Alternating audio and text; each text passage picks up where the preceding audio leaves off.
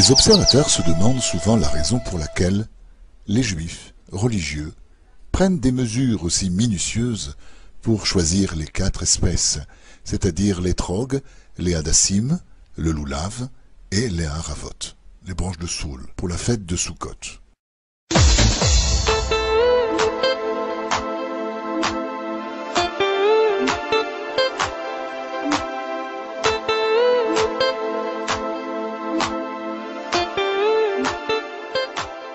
La raison toute simple.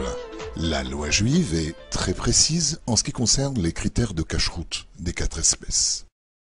Dans la mesure où un juif religieux est lié aux lois juives, il doit s'assurer que chacune des 4 espèces est cachère, à tous les niveaux. Autrement, il n'a pas accompli le précepte, la mitzvah, telle qu'elle est prescrite.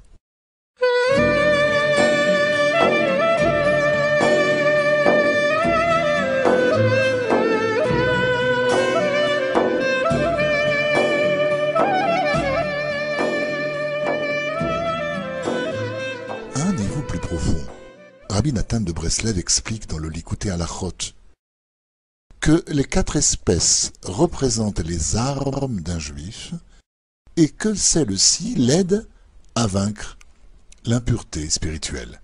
Il est donc facile de comprendre la façon dont les 4 espèces possèdent le pouvoir de rendre meilleure notre relation avec Hachem.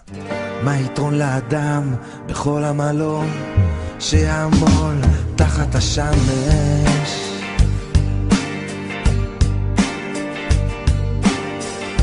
דור הולך ודור בא והארץ לעולם עומדת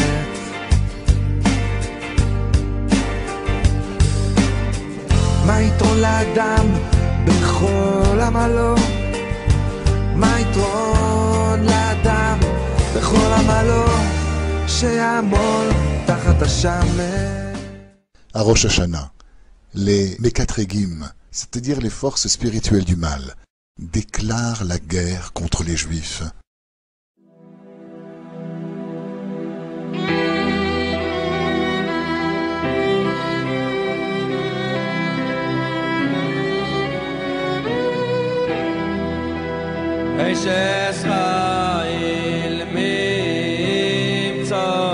רחוק מפנינים מכרו פותח בו לבלו ושלו לא יחסור כמו לסוכות. Leur but est de faire pencher la balance du tribunal céleste du mauvais côté, en utilisant un témoignage funeste contre le peuple juif et de ce fait obtenir une année de jugement sévère contre le peuple choisi par Hachem. Que Dieu nous préserve.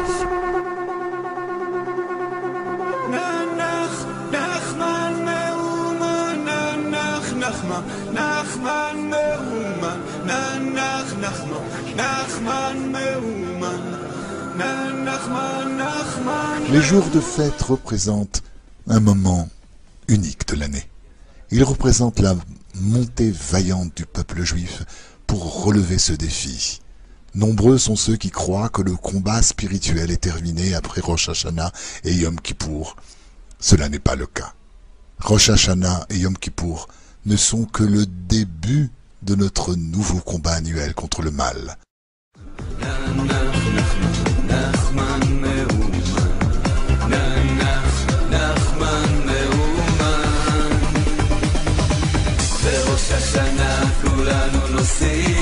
שמחים ונרגשים עולים למטוסים נוסעים אל הצדיק אל הרבי של כולם הוא הבטיח לתקן את העולם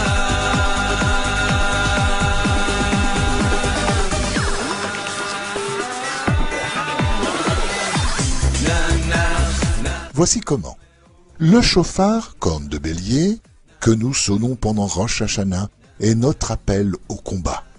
D'autre part, le jeûne de Yom Kippour est notre préparation solennelle pour ce combat. Cependant, pendant la fête de Sukkot, nous prenons nos armes en main pour vaincre les Mekatregim avec la force, la ferveur et la véritable joie dans l'exécution de notre mitzvah. Aucun ennemi spirituel ne peut résister à l'impact de ces 4 espèces cachères secouées à l'unisson dans sa direction. Secouer les 4 espèces, surtout en public avec une congrégation et en présence d'hommes particulièrement pieux, est un solide barrage spirituel qui détruit et disperse les Mekatregim. Notre victoire contre ces ennemis méprisables est notre principal motif de joie durant Sukkot.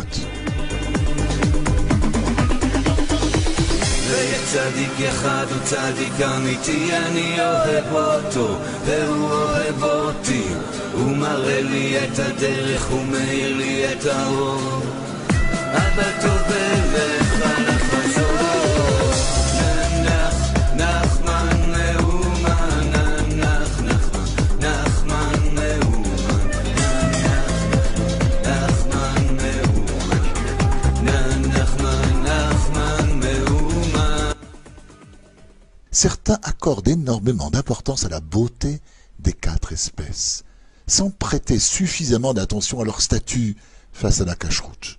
De fait, pour certains, l'important est d'acquérir des loulavim longs et impressionnants, ou des étrogim jaunes et très beaux pour Sukkot.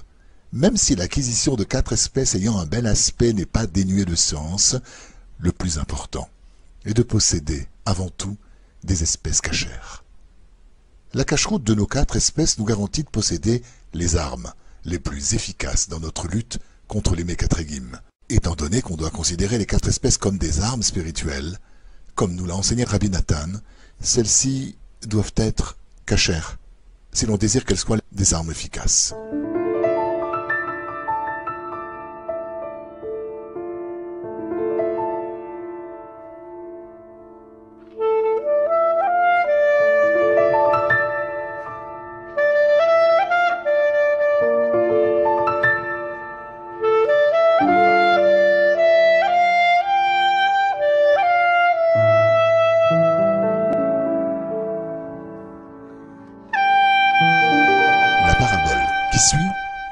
Pourra nous aider à comprendre ce concept avec l'amour d'Hachem.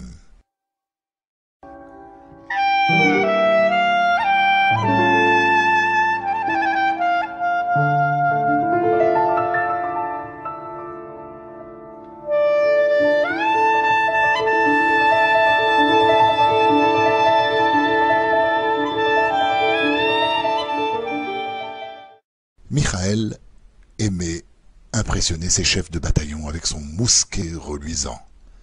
De fait, il était l'apprenti préféré car il était toujours ordonné et propre comme une épingle. Après 6 mois d'entraînement de base, les nouveaux soldats étaient prêts pour leur premier devoir sur le front et leur test initial au feu.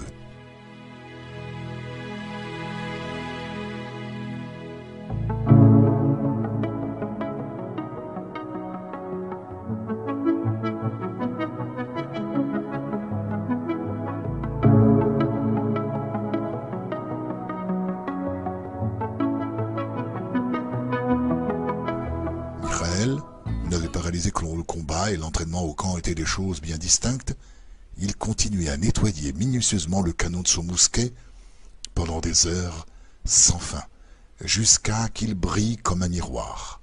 Il se moquait de la carabine de David, qui était toute ternie et poussiéreuse. Contrairement à Michael, qui n'aimait pas beaucoup tirer avec son arme, de peur qu'elle soit recouverte de suie et qu'elle devienne sale.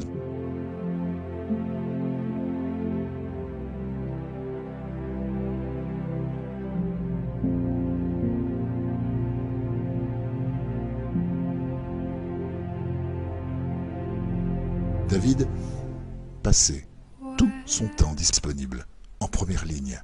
Sa carabine était impeccable, sans aucune marque de rouille, bien huilée et en état de marche. Néanmoins, David ne gaspillait pas son temps avec un polissage inutile, laissant la précision de son tir impressionner l'ennemi plutôt que la brillance de son canon. Michael et David furent envoyés sur le front pour leur première prise de connaissance réelle avec le combat. Un bataillon ennemi se précipita sur leur position. En riposte, David exécuta une succession rapide de tirs et il repoussa l'ennemi de son flanc.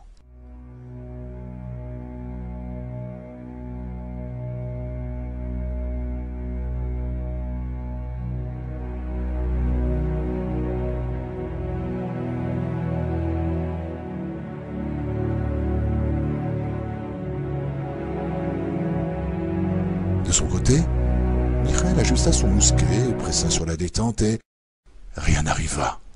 Si préoccupé à nettoyer son mousquet, il avait oublié d'insérer le percuteur.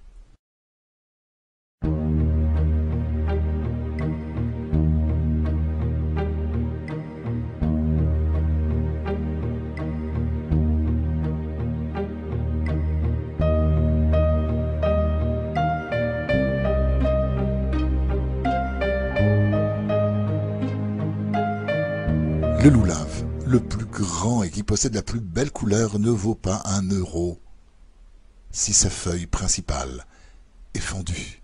Même si la fente n'est pas plus large que l'épaisseur d'un cheveu, un loulave de la sorte ressemble au fusil de Michael, brillant mais sans le percuteur.